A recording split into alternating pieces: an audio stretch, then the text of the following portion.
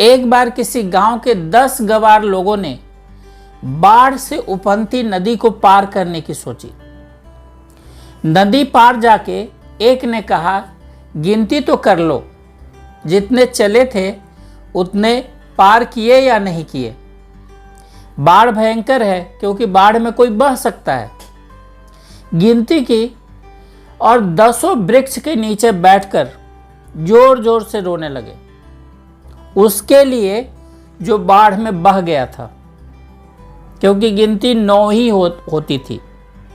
चले 10 थे और गिनती इसलिए नहीं होती थी कि कोई बाढ़ में बह गया हो।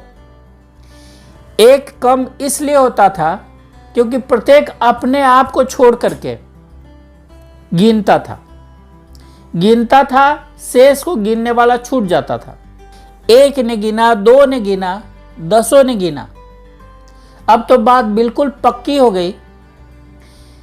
एक भूल कर सकता था, 2 भूल कर सकते थे, लेकिन 10 कैसे भूल करेंगे। और सबका निष्कर्ष 9 ही आया, तो जरूर एक साथी बाढ़ में बह गया। 10 बैठकर रोने लगे। एक फकीर राह से गुजरता था, भले चंगे 10 आदमियों को रोते देख पूछा, क्या हुआ, किस लिए रोते हो? उन्होंने कहा, हमारे एक साथी खो गया है। घर से 10 चले थे, अब हम 9 हैं। फकीर ने एक नजर डाली, 10 ही थे। बोला, एक बार फिर से गिनती करो। देखी उनकी गिनती, समझ गया कि मामला क्या है। जो भूल सारा संसार कर रहा है, वही भूल वो लोग भी कर रहे थे।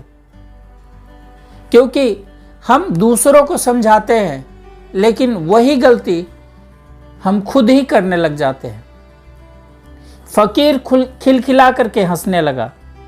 फकीर बोला, जो भूल तुम कर रहे हो वही भूल मैं करता था। तुम वही भूल कर रहे हो जो सारा संसार करता है। तुम प्रतीक हो, तुम सारे संसार का निचोड़ हो। अब मैं तुम्हारी गिनती करता हूं। अब मैं अपने ढंग से गिनती करूंगा। मैं एक एक चाटा मारूंगा तुम्हें। जिसको चाटा मारूंगा पहले, वो बोलेगा 1। जब मैं दूसरे को 2 चाटे लगाऊंगा तो वो बोलेगा 2। तीसरे को मैं 3 चाटा मारूंगा और ऐसे करके गिनती चलेगा। मस्त भुजंग फकीर था, करारे चाटे मारे। एक एक को छठे का दूध याद दिला दिया। और जब पड़ा चाटा तो गिनती उठी 1। दूसरे को 2 चाटे लगे तो गिनती उठी 2। जब 10 चाटे पड़े तो गिनती उठी 10। तो उन 10 ने फकीर के पैर पकड़ लिए।